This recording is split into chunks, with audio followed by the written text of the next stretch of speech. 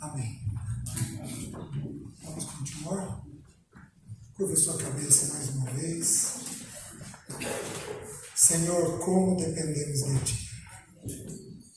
Obrigado pela Tua palavra, por tantos princípios que o Senhor levanta através dela. E como dependemos de Ti. Somos como uma criança, que precisamos ser dirigidos pelo Senhor. Por isso, Espírito de Deus, nos toma pela mão direita e nos conduz dentro da Tua palavra, revelando aquilo que é necessário para nós. Nós pedimos, em nome de Jesus. Amém. Muito bem. Eu estava terminando de falar sobre a questão do sono e a questão do cérebro. De novo, queridos, conhecer o nosso funcionamento é uma coisa espiritual. Nós não podemos desprezar isso, porque nós somos imagem e semelhança dele. Então, falar o que está sendo falado tem seu lugar, tem seu momento apropriado e é uma compreensão para nós do nosso funcionamento. Por que o anjo pede para cuidar do corpo? Porque é pelo corpo que as informações são jogadas para a mente. Se o corpo estiver desorganizado, as informações que vão entrar são ruins. Então, entende o que eu vou falar? Muitos de nós aqui ficamos cansados. E muitos de nós cansados ficamos irritados. Tem alguns que cansados ficam silenciosos, muito comum em homem. Ele cansa, ele vira um tatu-bola. Se fecha nele mesmo, né? Por quê? Porque o cansaço, ele diminui o tônus mental. O tônus mental é como se fosse um muro que me protege das coisas ali de fora. Quando você cansa, esse tônus mental diminui. E os pensamentos ruins assaltam a mente da gente com mais facilidade. Por isso, comer, beber e dormir é vital para equilibrar aquilo que estamos passando. Vocês estão entendendo? Então, o corpo precisa ser visto. Quando você for aconselhar alguém, você precisa lembrar que o objeto do teu aconselhamento, que é a pessoa, ela tem um espírito, uma alma e um corpo. Certo? Como que a gente aconselha de forma eficaz? É de baixo para cima. Primeiro nós eliminamos o que é do corpo. Se você não achar nada no corpo, você pode olhar o que é da alma. Se você não encontrar nada do que é da alma, você vai então para o que é espiritual. Eu vou falar com o maior respeito do mundo, tá? Estou sendo muito respeitoso com os irmãos. Onde o aconselhamento dos pastores ele costuma ser fraco, porque os pastores tendem a resumir tudo em perdão e autoridade. Mas tem que perdoar. Mas você tem que se submeter. E esses são dois temas que são, de fato, importantes em alguns momentos. Mas, queridos, o ser humano é tão mais vasto que isso. Por que a gente cai nesse laço? Porque a gente cai direto nas coisas espirituais. E a gente despreza no aconselhamento as físicas e as emocionais. Pensa comigo, nós temos que usar a sabedoria de boas mães. Tem boa mãe que vê um filho agitado, correndo de um lado para o outro, resistente. A mãe vira e diz o quê? Querido, ele precisa dormir. Certo? Ele está com fome. Ele está precisando parar, precisando voltar para casa. É a mesma coisa com a gente. Na nossa vida adulta, porém infantil, às vezes a gente precisa dormir. Às vezes você precisa descansar. Às vezes você precisa parar tudo. Então, como Elias extrapolou o limite dele, físico, ele precisava de um período de descanso. Vocês estão me entendendo? Os irmãos tendem a falar aí, eu não acho muita base bíblica para isso, né? Os irmãos tendem a falar do ano sabático. Então, eles pegaram o princípio do descanso, que é semanal, não é anual. A terra descansa a cada 7 anos, é uma verdade. Porém, o princípio para nós é semanal. Uma vez, eu estava conversando com o Paulo Bornelli. Paulo Bornelli, muitos irmãos conhecem aqui, ele faleceu tem 1 mês e pouco, passou do Senhor. Então, o Paulo Bornelli virou para mim e falou assim: César, e sua leitura? Eu falei: Paulo, estou tão atrasado, mas mês que vem eu vou ter férias. Aí ele virou e falou assim: e os outros 11 meses? Aí ele entrou numa conversa comigo, de que o homem de Deus tem que aprender a descansar todo dia. Tem 8 horas de trabalho, 8 de lazer e 8 de sono. Foi assim que Deus criou o dia. Então a gente tem que aprender a lidar com essa realidade. Você está entendendo? Então, na crise, qual a primeira coisa que você recupera? O corpo. Você verifica se a pessoa está esgotada, você tem que verificar se ela fez coisas em excesso. Você está me entendendo? Aí eu estava falando para os irmãos do cérebro, né? Que nós temos cerca de 64 mil quilômetros de fio. E é por ali que passa o pensamento, é por esse fio que passa o pensamento. Então, no sono, as propriedades do neurônio são restauradas. Não é criado um neurônio novo, mas a propriedade dele é restaurada ao longo do sono profundo. Por isso que a capacidade de aprendizado de manhã é maior. Não é à toa que Deus pediu para a gente fazer o devocional nosso quando? De manhã. Vamos lembrar? A Bíblia é científica? Não. A Bíblia é o manual do ser humano? É. A ciência vai comprovar a Bíblia? Vai. Então Deus pega o maná como uma figura de Cristo. Em João, Jesus vai dizer: eu sou o pão vivo que desceu do céu. Quem de mim se alimenta, por mim viverá. Então a gente precisa comer e beber de Cristo todo dia para poder viver a vida dele. Senão, o que aparece é a sua. Quando a sua vida está aparecendo, é porque você está comendo um pouco de Cristo. Quando você tem um bom tempo devocional, naquele dia vai manifestar Cristo. E não você, porque quem de mim se alimenta, por mim viverá. Tá bom. O maná tem uma lição simples. Ele caía de madrugadinha, em cima do orvalho. Ele não tocava o chão. Porque Cristo não se mistura com o mundo. Simples. Ele tinha que ser colhido antes do sol aquecer, porque senão derretia ele. Cristo tem que ser buscado antes do sol, das lutas do dia aquecerem a gente. Você está me entendendo? Tinha que ser pego numa porção adequada, porque senão cheirava mal e dava bicho. Cristo é vasto demais para a gente querer aprender ele rápido. Nenhum de nós suporta. Por isso tem que ser um pouco, todo dia. Todo dia. Todo dia. Os irmãos estão entendendo?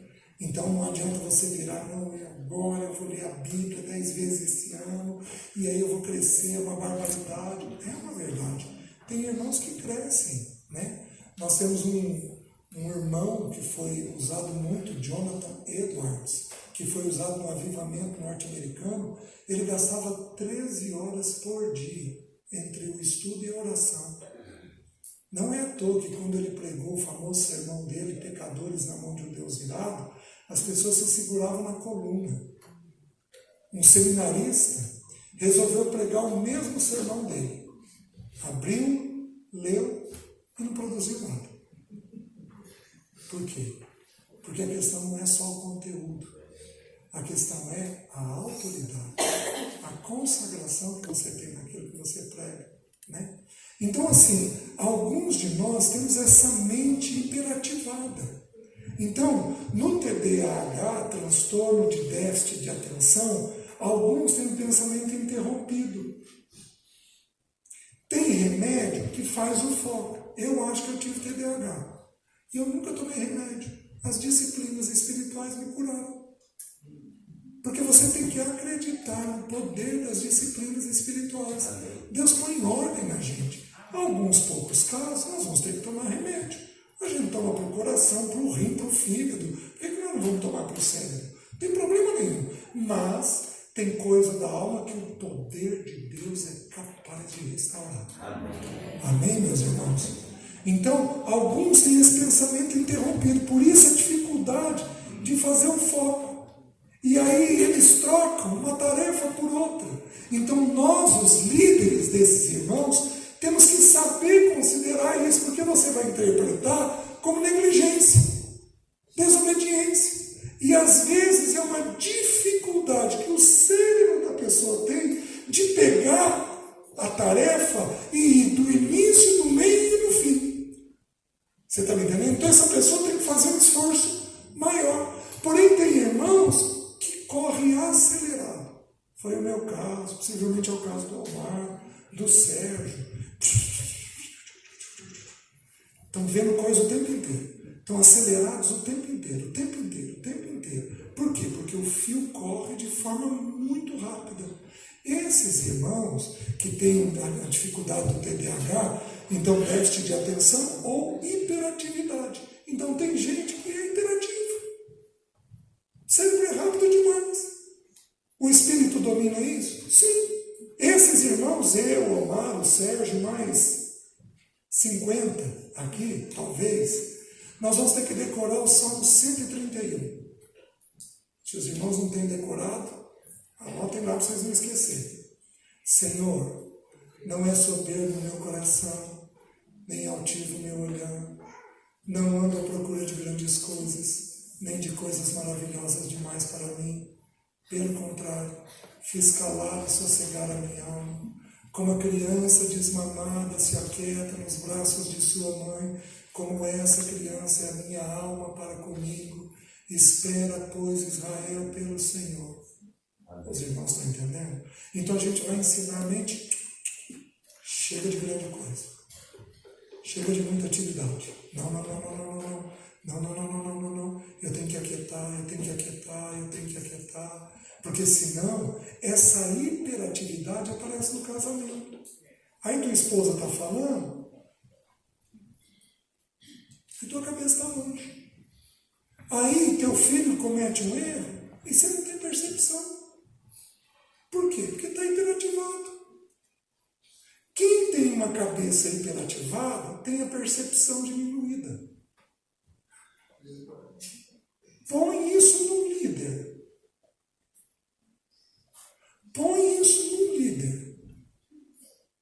Então ele vai fazer 100 tarefas, mas ele vai perceber as pessoas pouco. Por quê? Porque está hiperativado. Você está entendendo? Alguns de nós aprendemos a valorizar as pessoas. E aí, a gente, ao invés da tarefa, a gente mira a pessoa. Meus queridos, prestem atenção. Nada é mais importante nessa vida do que gente. Amém. Nada. Porque gente é a única coisa que é eterna. Amém. A má notícia é que nada é tão difícil nessa vida do que gente. Mas nada é tão importante quanto gente. As mulheres, as meninas, se vocês forem mãe, o principal papel de vocês é gente. Vocês vão edificar filho e auxiliar o marido. Não há papel mais importante para uma mulher do que gente. Nós temos ainda o suor do rosto, nós homens, mas vocês, tudo em vocês é gente. É olhar gente, é perceber gente, é cuidar de gente, é ter percepção das coisas. Deus concedeu a vocês um santo e bendito ministério, que é o de cuidar de pessoas. Nós que somos pastores, líderes, eu não sou pastor no título, mas eu sou pastor na função. Eu cuido de gente. Os irmãos estão entendendo? Não faz questão do título, de forma alguma, mas nada é mais importante do que gente. Nada é mais importante do que gente. Nada. Eu vejo o olhinho de vocês e eu sei mais ou menos o que está acontecendo à medida que eu vou falando. Eu sei o que está passando, vejo uma lágrima derramada, vejo um impacto de uma frase dita, e aí eu já tenho uma noção do que está rolando lá dentro. Eu morro de compaixão de irmãos. Por quê? Porque gente é eterno. Então nós temos que entender que o alvo do trabalho é cuidar de pessoas. Então o que Deus queria através de Elias? Que ele compreendesse isso. Então o anjo começa restaurando o corpo físico dele. Quando começa restaurando o corpo físico, depois vai para quê? Vai para a alma. Aí vamos ver. Então, versículo 7. Voltou segunda vez o anjo do Senhor, tocou-lhe e lhe disse: levanta-te e come, porque o caminho será sobremodo longo. Quando você está dentro da crise, o caminho é de que jeito? Eu tive uma esposa de pastor que eu atendia, ela estava numa crise de ansiedade e depressão. Então eu virava para ela e dizia assim: querida, vai passar. Querida, vai passar. Quando ela estava entrando de alta, ela me confessou algo. Ela virou e falou assim: César, eu preciso te pedir perdão por uma coisa. Eu falei: o que foi, querida? Ela falou: eu tinha vontade de te socar. Por quê? Quando você dizia que ia passar. Porque parecia que você não estava me entendendo. Mas eu quero te dizer uma coisa. Passou. Foi do jeitinho que você falou. Só que quando você está dentro da crise, é uma curva em U.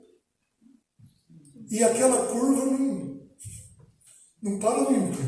Você não vê luz no fim do túnel nunca. Então, quem está dentro da crise, o anjo comunicou para ele, porque o anjo podia ter dito: Elias, vai ter fim. Mas o anjo comunicou aquilo que ele ia entender: Elias, vai ser um caminho longo. O caminho foi de 40 dias e 40 noites. 40 na Bíblia é um ciclo. Então presta atenção.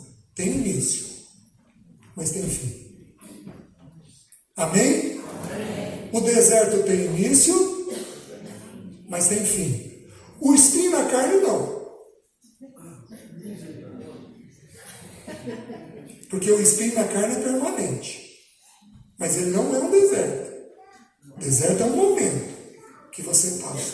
O espinho na carne vai dar aflição. Sim. Porém, o deserto, ele tem um início e ele tem um fim. Você pode ir porque Deus te levou, como o Espírito levou Jesus ao deserto para ser tentado pelo diabo. Você pode ir como consequência do pecado seu, como a nação de Israel foi no deserto. Não importa. Você vai por um motivo ou por outro, Deus vai ser teu pai lá no deserto. E ele vai te ajudar lá. Então, há um caminho que, quando a gente está dentro, é um caminho sobremodo longo. Vocês estão entendendo? Só que você tem que ter a esperança. Senhor, vai ter fim. Senhor, vai ter fim. Isso daqui vai ter fim. Os irmãos estão entendendo? E meus queridos, O que não tiver fim, tem fim. Porque quando passarmos para o Senhor, acabou. Né? No velório da minha mãe, os meus irmãos, só eu sou cristão na minha casa. Ninguém mais é. Né? Um amigo meu disse que carne dura tem que vir para a panela primeiro. Né? Então acho eu que deve ter problema. E aí eles pediram: César, você dá uma palavra? E eu pedi: Senhor, que palavra eu vou dar? A palavra de Apocalipse 14. Então ouviu-se uma voz do céu: bem-aventurados os mortos. Gente, morto é bem-aventurado? É. Porque a morte é um servo que nos tira desse plano terreno e nos apresenta na verdadeira vida. Amém. 1 Coríntios diz assim, Paulo diz assim: porque, irmãos, tudo é vosso. Seja Paulo, seja Apolo, seja Cefas, seja as coisas do mundo, seja as coisas do céu, seja a vida, seja a morte. Tudo é vosso. Ele está dizendo o seguinte: assim como Paulo, Cefas e Apolo servem vocês, a morte também serve vocês. Ela é um servo de Deus que nos tira desse plano terreno e nos apresenta na verdadeira vida. Meus irmãos, que jeito diferente de encarar ela. É verdade. Que jeito diferente. Ó Senhor, bem-aventurados os mortos, porque eles repousam das suas fadigas, do seu esgotamento, do seu cansaço. Meus irmãos, Deus vai te aliviar. De uma forma ou de outra, Deus vai aliviar você das angústias que você tem. Então agora vai começar o processo da alma. O processo do corpo está feito, agora vai começar o processo de restauração da alma. Ali, versículo 9. Versículo 8: levantou-se, pois, comeu e bebeu, e com a força daquela comida caminhou 40 dias e 40 noites até Horebe, o monte de Deus. Horebe é um outro nome que o Monte Sinai recebe. Né? Ali entrou numa caverna onde passou a noite, e eis que lhe veio a palavra do Senhor e disse: que fazes aqui, Elias? Vamos dar uma parada aqui. Por que um monte? Quando você estuda os montes na Bíblia, o monte está em quem reina. O Monte Sinai é onde estava o palácio do rei. O Monte Sião, desculpem, é onde estava o palácio do rei. Então, os montes na Bíblia vão remeter a reino. Então, você precisa entender que quando e vale na Bíblia significa problema. Por que ele não foi para um vale? Que era o natural. Ele está com um problema. Porque Deus está ensinando para ele que através da crise eu vou te limpar. De tal maneira que você vai reinar melhor sobre a vida. Faz sentido? Só que lá no monte, ele entra numa caverna. Porque a crise parece que põe a gente de que jeito? Preso. Numa caverna existencial. Meus irmãos, a mente não para de pensar no que nós somos. A mente não para de pensar. Não para de pensar no que nós somos. Não para de pensar em tragédia, não para de pensar em problema, não para de pensar na dor. A mente não para daquilo. Você está literalmente numa caverna existencial. Porém, é uma caverna onde é necessário ter treinamento. Deus fez isso com Davi 3 vezes. Vocês lembram? Uma vez com os 400 na caverna de Adulão e 2 vezes com Saul. Ele estava em caverna. Fora outras tantas vezes que ele deve ter se escondido em caverna.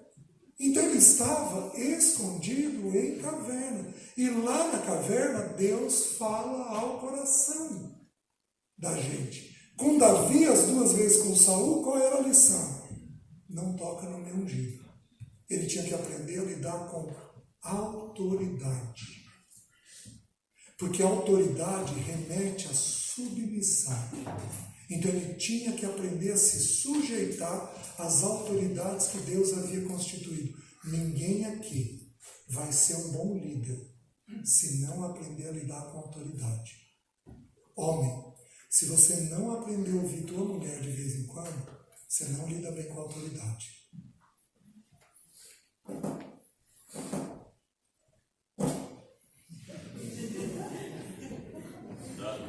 Porque existem muitas vezes, presta atenção, o texto que vai falar para a mulher se submeter em Efésios capítulo 4, diz o que antes? Sujeitando-vos uns aos outros no temor de Cristo. Mulheres, sujeitai-vos aos vossos maridos como ao Senhor. Mas antes de falar para a mulher, falou para todos nós, homens e mulheres, sujeitando-vos uns aos outros. Preste atenção. Vou dar uma palavra para as irmãs. O Senhor virou para Adão e falou assim: visto que ouviste a voz de tua mulher, maldita é a terra. Então vocês podem trazer uma palavra que traz maldição sobre a terra. Então mordam a língua antes de falar. Porque não tragam uma maldição sobre a terra. Porém, muitas vezes quem discerne a voz de Deus é a mulher. Você pega, se não me engano, Gênesis 20 ou 21.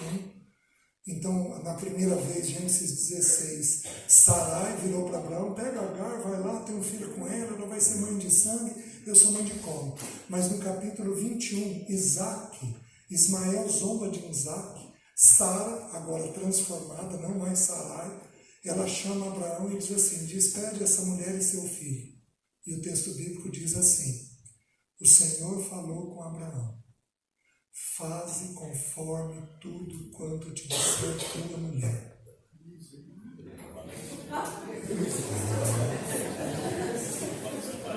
Misericórdia de mim, se não ouvir a voz do Senhor através dela. Então, irmãs, com muito temor, mas com muito temor, vocês podem trazer uma maldição sobre a terra na fala de vocês.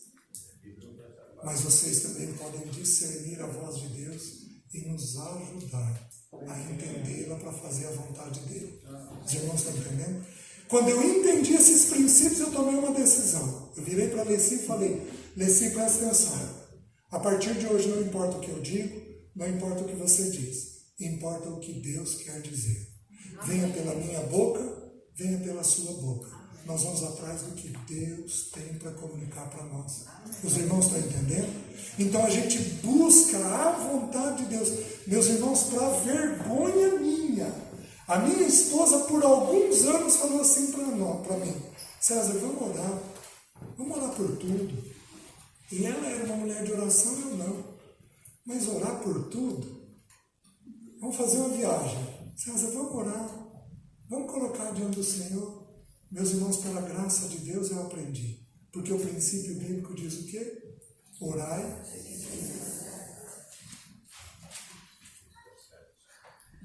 Mas eu fui resistente nessa lição. Então, tudo que a gente ia fazer, vamos tratar, vamos ir ao médico, vamos fazer isso, vamos fazer aquilo, vamos fazer uma viagem de férias, vamos orar, César. E a gente segurava a mão do outro e orava por tudo. Porque a gente começa se sujeitando ao Senhor. Então Elias entra nessa caverna com a finalidade de ouvir a voz do Senhor. Porque até então, meus queridos, mesmo para dar a palavra de que não ia chover, ele não ouviu a voz do Senhor. Pelo menos o texto não relata. Eu acho que ele deve ter ouvido em algum momento e o texto não tem relatado. Pode ter sido um impulso dele? Pode. Foi um impulso segundo Deus? Foi. Porque Deus usou aqui. Mas nós vemos Elias ouvindo a voz do Senhor depois da crise. Então, a caverna, o monte, a crise, tem a lição de apurar nossa audição. Porque a fé vem pelo. Se você for agitado, você não ouve. Você não tem a percepção adequada. Né? Por que vocês acham que Deus coloca Paulo preso? Gente, é Paulo. Qual é a finalidade? Põe esse homem fazendo viagem missionária. Não, Deus não serve esse raciocínio. Pois ele preso, numa casa, cercado por soldados. E aí nós temos o bendito texto de Efésios 6 sobre a armadura. Se ele não tivesse preso, ele não teria aquele texto. Nós temos ele falando no final da vida que dos pecadores ele era o principal. Por quê, meus irmãos? Porque ele teve quietude para ver o que ocorria com ele. A crise tem a finalidade de colocar a gente ouvindo a voz do Senhor. Os irmãos estão entendendo? E neste momento, então, o desenvolvimento espiritual ocorre. Então, o que Satanás mais quer roubar de nós é a capacidade de ouvirmos. Porque ele sabe que se a gente não ouvir, fé não é depositada. Então ele não te quer ouvindo, ele te quer ocupado. Eu quase perdi o Senhor na obra do Senhor. Eu quase perdi o Senhor na obra do Senhor. Eu tive uma situação muito triste na minha vida. O Senhor, eu fui ter a minha moradia depois de 17 anos de casado. E esse é um tema que me angustiava muito. E aí, eu paguei o apartamento em 1 ano. E eu fui trabalhar. Então eu voltei, o Senhor já tinha me regulado para trabalhar 8h20 e eu fui trabalhar. Voltei a trabalhar umas 13 horas por dia. Uma pessoa que eu estava aconselhando se abriu comigo dizendo que estava apaixonada por mim. E eu sempre tive uma conduta impecável quando isso aconteceu. Chama teu marido, vamos falar com ele, vamos romper o tratamento, vou te encaminhar para alguém, isso é uma fantasia da tua cabeça. Eu tive uma conduta impecável. Mas, meus irmãos, eu estava tão cansado, que eu falei, Aí ela falou, e eu queria que você deixasse que eu vou falar com a Alessia. Eu falei, tá bom.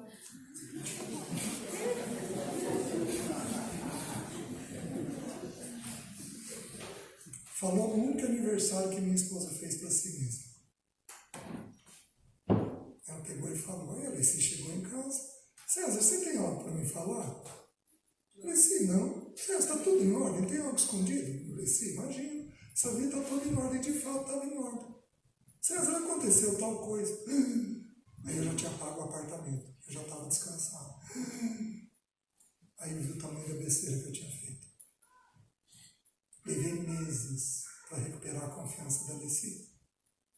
E o meu pecado não foi envolvimento, porque eu não tive envolvimento algum. O meu pecado foi esgotamento. Eu estava trabalhando demais. E por trabalhar demais, eu não discerni a voz do Senhor. Pedi perdão para a Alessia, pedi perdão para os meus filhos. Nunca mais caí nesse laço. Os irmãos estão conseguindo entender? Quando você é muito ativo, o teu nível de percepção vai lá para o chão. Vai lá para o chão. E você precisa, então, ter cuidado com isso. Você precisa ter este cuidado. Você está entendendo? Então Deus para a gente. E às vezes o único jeito dele parar é pôr a gente numa crise. Para a gente entender que, opa, eu não posso acelerar.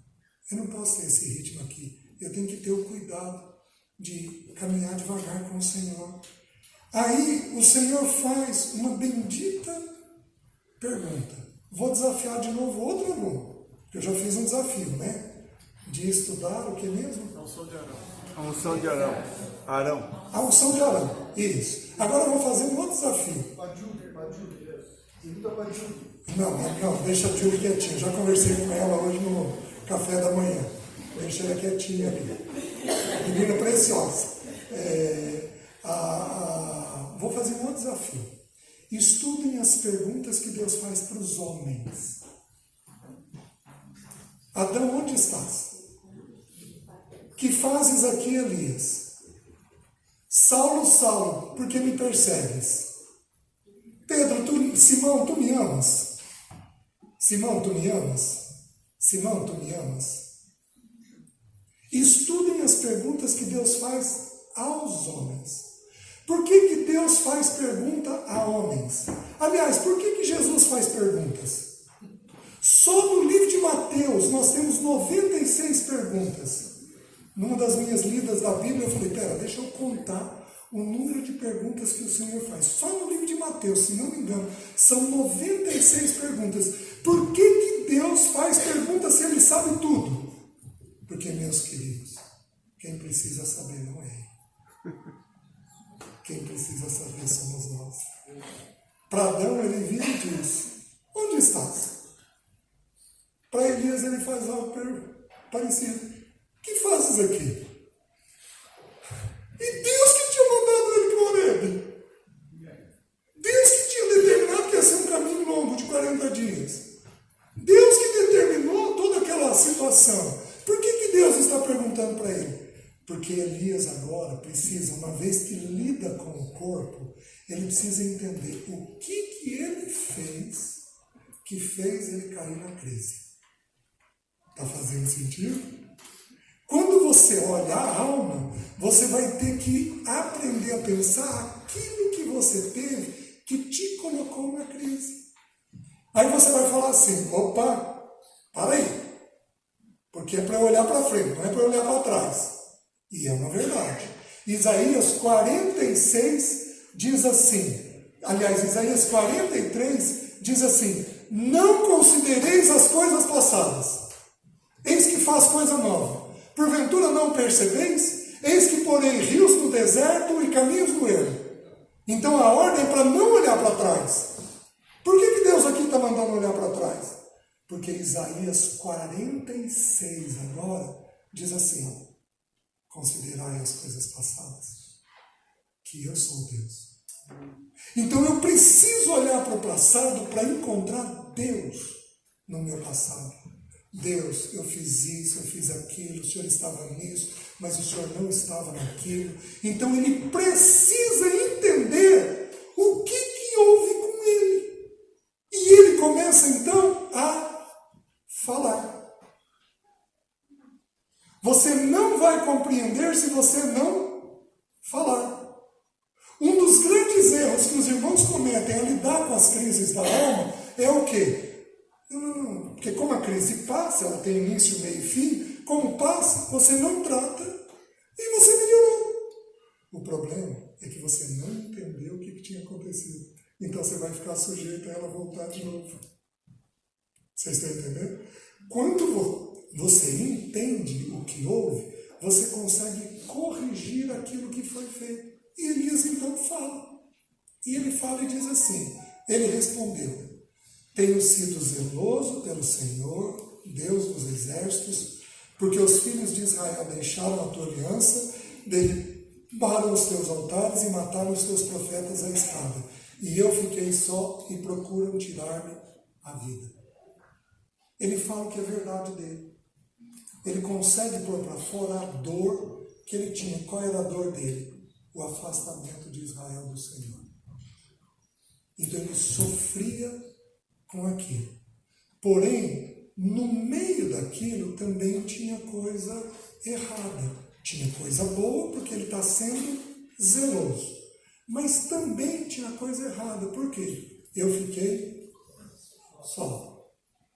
E procuram tirar-me a vida. O medo entra quando você se vê só. Quando você estuda as emoções na Bíblia, se o Senhor permitir, nós vamos entrar um pouquinho nos afetos nossos. Quando você estuda as emoções na Bíblia, você vê que o medo está diretamente ligado à solidão. Você se viu sozinho, o medo entra. Você se viu sem o pai, o medo entra. Então Elias teve isso. Fiquei só. E aí ele teve medo. Procuram tirar minha vida. Então ele começa a ter percepção do que ocorreu com ele. Mas o Senhor vai fazer uma segunda vez isso com ele. Então eu estou adiantando, mas eu vou voltar depois. No versículo 14, no versículo 13, ouvindo Elias, envolveu o rosto no seu manto e saindo, pôs-se à entrada da caverna.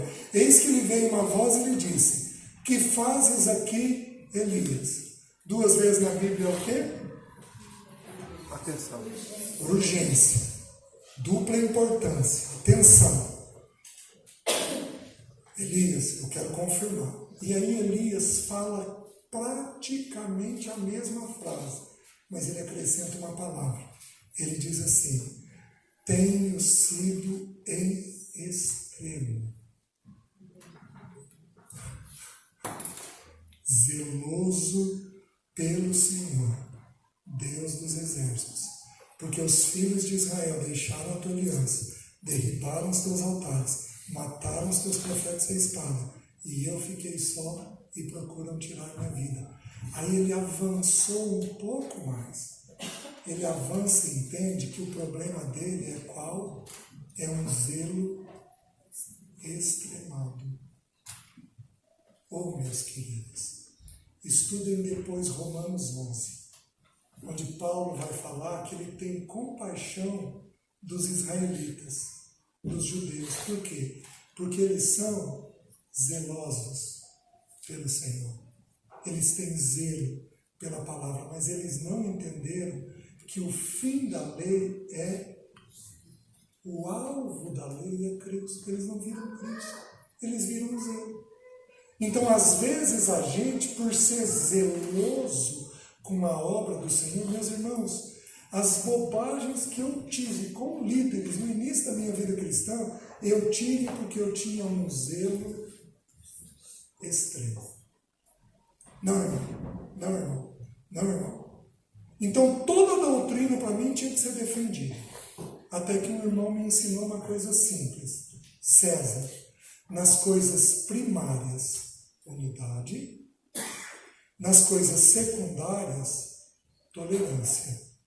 E em todas as coisas, amor. Então eu aprendi a identificar o que era essencial no Evangelho. A pessoa de Cristo, a obra de Cristo. Isso é essencial. O batismo é por aspersão e imersão. Meus irmãos, é secundário. Com todo respeito aos irmãos, imagine que os irmãos batizam por imersão, que é o meu entendimento, mas, meus irmãos, eu convivei por anos numa igreja que batiza por aspersão, que batizava criança. Eu aprendi a ter tolerância com aquilo que não é essencial no Evangelho. Pecado é essencial, obra de Cristo é essencial, pessoa do Senhor é essencial, mas às vezes a gente enrosca com coisas que não são essenciais e a gente desenvolve briga, atrito, problema, porque a gente é extremamente zeloso. Isso é muito comum em liderança, mas a maturidade precisa tirar a gente disso. A gente precisa aprender a ter flexibilidade no que é possível, ser flexível. Os irmãos entendem? Eu, particularmente, creio na justificação pela fé. Mas eu fui salvo numa igreja arminiana. Sou extremamente devedor a esses irmãos. Permaneci nessa doutrina, que eu fui entender só depois que era uma doutrina. Eu não gosto de Armínio, de Calvino, sou calvinista, sou arminiano. Eu não gosto de usar essas expressões, porque nós temos que entender que a Bíblia tem doutrinas. Então, a doutrina da justificação pela fé. Amém. Essa é assim que a gente estuda. Então eu aprendi a ter tolerância com os irmãos. Estou cansado de ir em igrejas em que os irmãos creem que é o homem quem escolhe. E, meus irmãos, isso não vai me pesar. Pelo contrário, eu vou adorar o Senhor junto com esses irmãos, entendendo que isso é secundário. Isso não é primário. Não tem que levantar briga por causa disso. Então, este zelo extremado pelo Senhor faz a gente perder a graça de Deus. A gente não fica um irmão gracioso. Eu espero estar falando com vocês de forma bem graciosa. Não estou condenando ninguém. Eu estou usando outras escrituras para dizer que Elias tinha um zelo extremado. Quem que tinha esse zelo no Novo Testamento? Paulo. Quem mais na época do Senhor? Os fariseus. Um zelo extremado.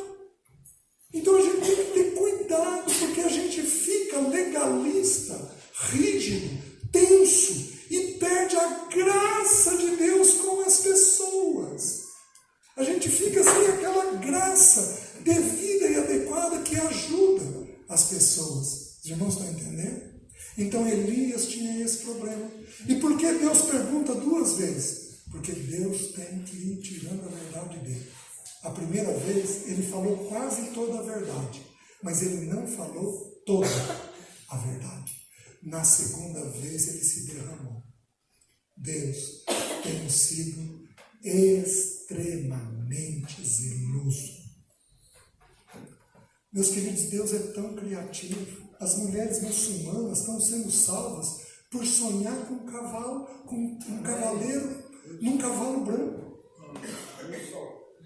Um marido desse ouve e diz: quem é ele? Vocês estão me entendendo? E Deus não tem medo.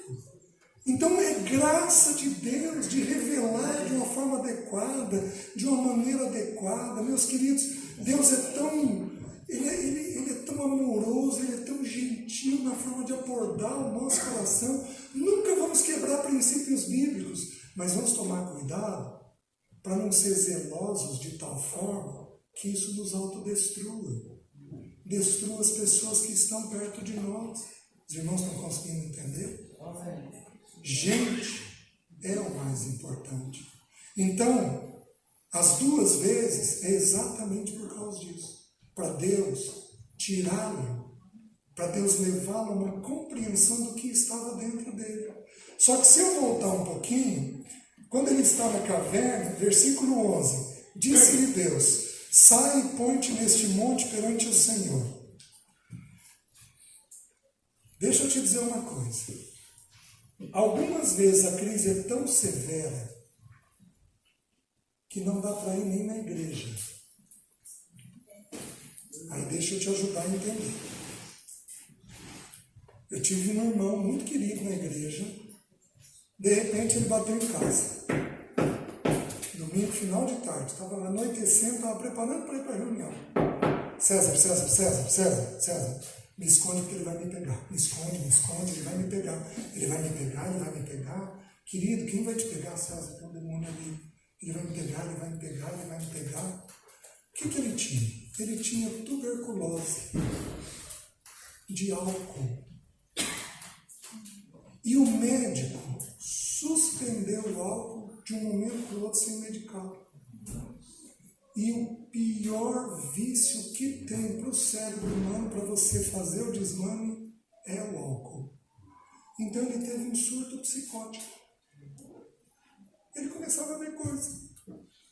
Aí acalmei ele, mandei ele para o psiquiatra, porque você não corrige um surto psicótico senão com medicamento. Mandei ele para o psiquiatra e aí cuidei dele. Só que a igreja que nós reunimos era uma igreja mais avivada. Então os irmãos, isso aqui é demônio. O problema é que qual era a fantasia dele? Querido, você não vai para a reunião. Você não vai para a reunião da igreja. Ele tinha muita confiança. Então eu fiquei cuidando dele por 3 meses, até que o surto passou. Porque se eu mandasse ele para a igreja, sem querer, alimentava a fantasia.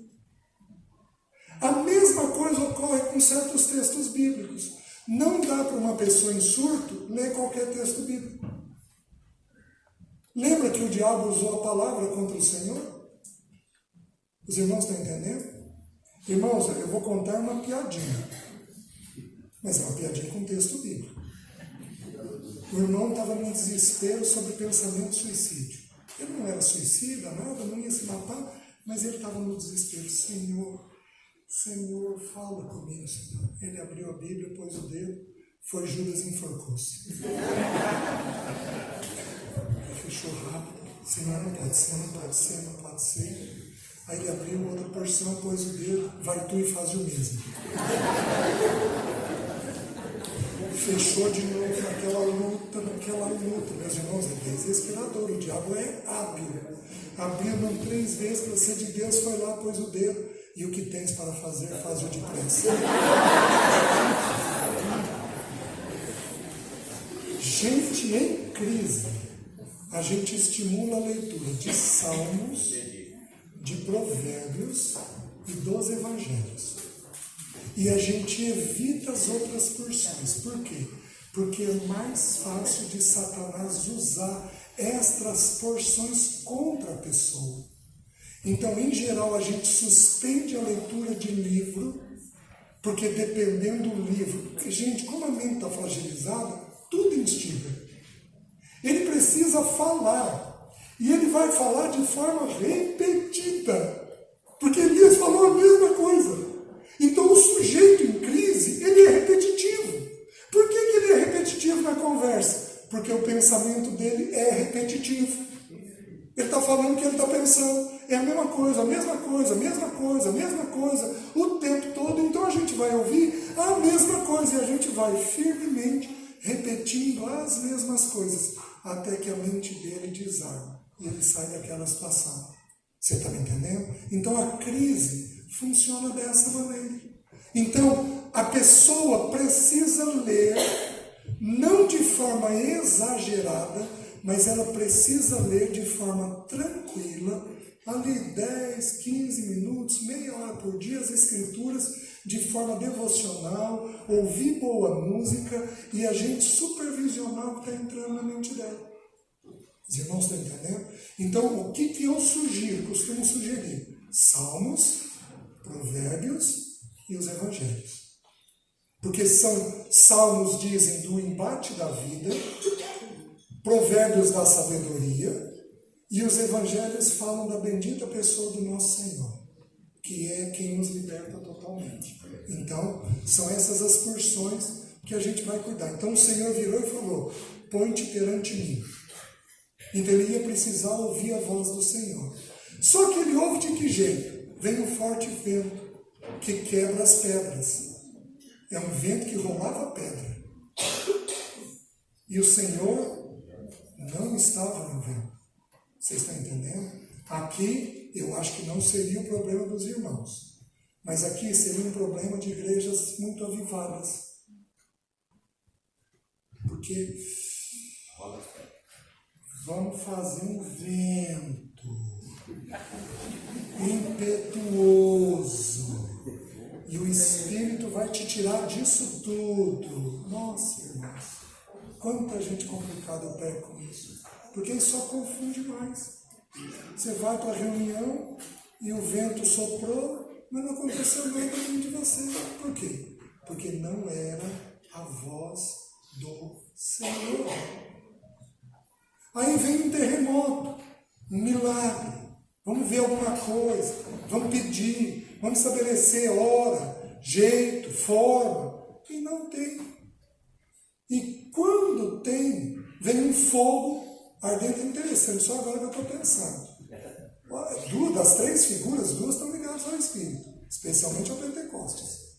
Porque vem um vento impetuoso e como línguas de fogo. Vale pensar. Talvez os alunos aí, tá? Vale a gente pensar a respeito dessas figuras. Então, e o Senhor não estava também no fogo. Porém, o Senhor estava onde?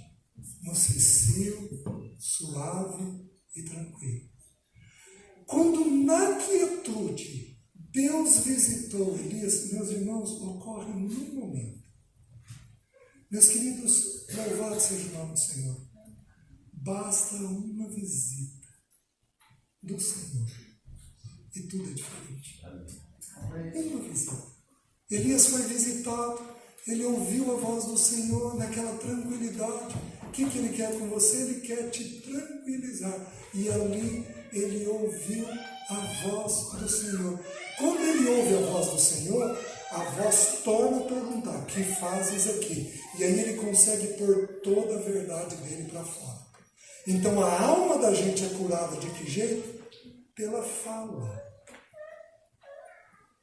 Confessai, pois, as vossas faltas uns aos outros e orai uns pelos outros para serdes curados. Então você tem que procurar um justo e se abrir com esse justo. Você está entendendo? Porém, não para aí. Aí ele precisa ser curado espiritualmente. Porque onde que todo mal começou? Num zelo extremo pela obra do Senhor. Então ele precisava de uma visitação espiritual. O Senhor vira para ele e diz: vai, unja Azael, rei da Síria. Unja Jeú, rei sobre Israel. E unja Eliseu, sucessor seu. O que Deus estava dizendo para ele? Meu filho, não é você sozinho. Eu tenho outras pessoas que fazem a obra. Não é você sozinho. Sai da síndrome de Salvador. Salvador tem um e o nome não é Elias. O nome não é César, não é Omar, não é Sérgio, não é tantos outros nomes aí. O nome do Salvador é o nosso Senhor Jesus Cristo. Amém? Nenhum de nós consegue fazer tudo. Nós vamos fazer uma pequena parte. E quando você estuda a história, Azael e Jeú foram usados por Deus para santificarem a nação de Israel. E Eliseu deu continuidade ao ministério dele. E Deus vira para ele e diz assim: meu filho, eu reservei para mim 7.000 que não dobraram o joelho a Baal. Meu irmão, você não está sozinho. Você não está sozinho. A tua pendenga é difícil, a tua luta é sofrida. Tem uma multidão de irmãos que não te conhecem orando por você. Uma multidão de irmãos orando por você. Há um tempo atrás, eu fui numa livraria, muitos anos atrás, eu conheci a dona, peguei 3 livros, 3 manuais de psicologia que eu precisava para dar laudos, coloquei na minha mesa, eu perguntei para ela: posso levar em consignação e te trago daqui uns 2 dias? Deixa eu dar uma olhada com calma nos livros. Não, César, pode levar. Levei os 3 livros, tá bom. Uma irmã, que eu ia conversar com ela naquela manhã, era uma quarta-feira. Na quinta-feira de manhã eu cheguei, pus os livros ali, fui atender. Aí uma irmã que eu ia atender falou: César, fui orar com uma irmã hoje de manhã. E ela não te conhece, mas ela ouviu de você e ela orou por você. E ela falou que tem um livro em cima da tua mesa que não agrada a Deus. Aí eu falei: estou com 3 livros ali que eu vou ler. Um deles era de numerologia. E eu não tinha percebido quando eu peguei. O que Deus falou comigo? Meus olhos estão te vendo o tempo todo. Você não faça nada de errado, porque eu te exponho. Se precisar te expor para te corrigir, eu te exponho. Eu revelo até um livro que está na tua mesa. Só que eu não tomei aquilo por uma repreensão. Eu tomei aquilo por uma exortação. Porque eu não estava fazendo nada de errado. Não havia pecado. Mas o Senhor estava cuidando de mim. Meu irmão, você não está sozinho. Tem gente orando por você. Tem gente que sabe o pecado que você tem. Que sabe a luta que você tem. Porque Deus revela para aquela pessoa. Ora por alguém que tem este problema.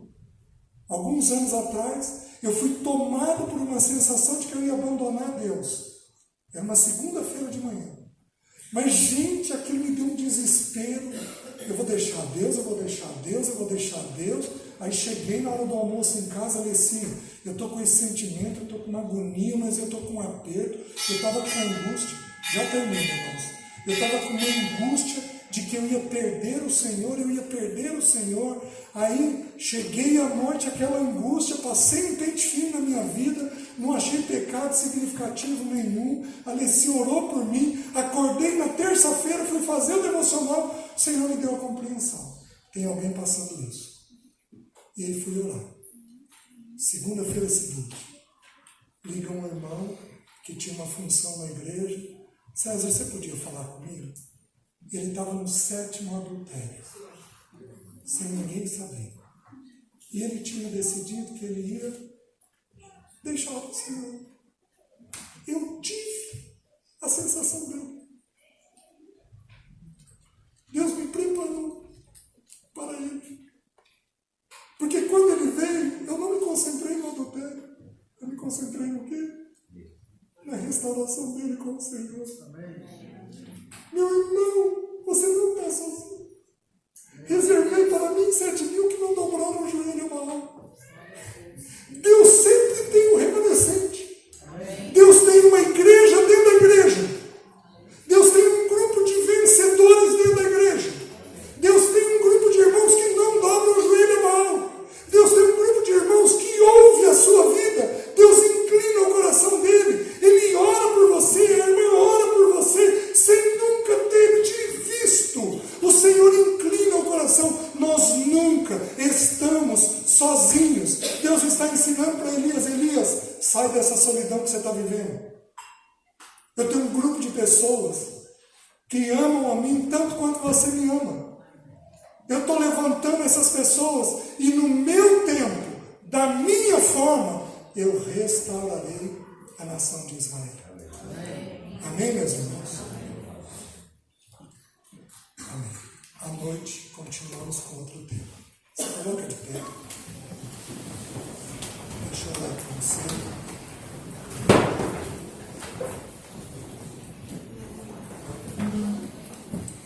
Vamos orar. Espírito de Deus, nos ajuda a recebermos da tua parte a cura, para sermos completamente livres.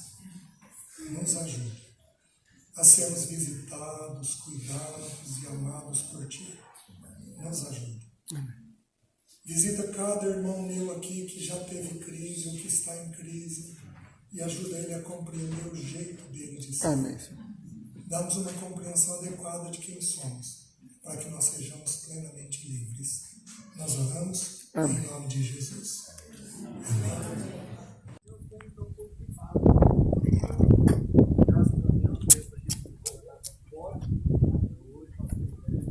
Bem maior, e nessa última semana nós conseguimos mudar todo o aspecto dos móveis. Também não foi barato para a gente, tudo tem o seu trabalho. E ficou muito bonito, graças a Deus por isso. O pastor Jani tem se empenhado para organizar, para adquirir livros. Todas as campanhas feitas pela biblioteca têm como objetivo o aumento do acervo. E para nós é uma conquista. Para alguns pode não representar tanto, mas para nós representa uma conquista. Até conversando com ele, falou, agora tem mais um ano de trabalho. Que bom, e nós vamos nos empenhar para que ele tenha mais 2, 3 e assim por diante. E por isso que nós até lançamos a campanha, que às vezes tem algum aluno maranatense que tem aí a sua biblioteca meio parada, com certeza aquilo não ficará parada. Ela será usada para a glória do Senhor. E será uma boa lembrança, você pode até dedicar os livros, né? E para nós será uma grande. Estar em comunhão com os nossos irmãos. E nesse dia também podemos expressarmos a nossa gratidão ao Senhor por cada vida que tem dedicado e investido na tua obra, esse local, esse ambiente, toda a mobília, toda a literatura tem sido prova das tuas boas mãos sobre cada um dos teus servos. Nós agradecemos também, em especial, todas as turmas que já passei, ó Pai, que colheram os projetos, têm participado, e muitos livros têm sido adquiridos e agora são parte do acervo dessa biblioteca, Pai, que é consagrado ao Senhor, que é consagrada para o aumento do conhecimento do Senhor e da Tua Palavra, para cuidar de vidas. Agradecemos ao Senhor por tudo isso e por cada vida e cada irmão que contribuiu para essa conquista. Em nome do Teu Filho Jesus, que eu oro e agradeço. Amém.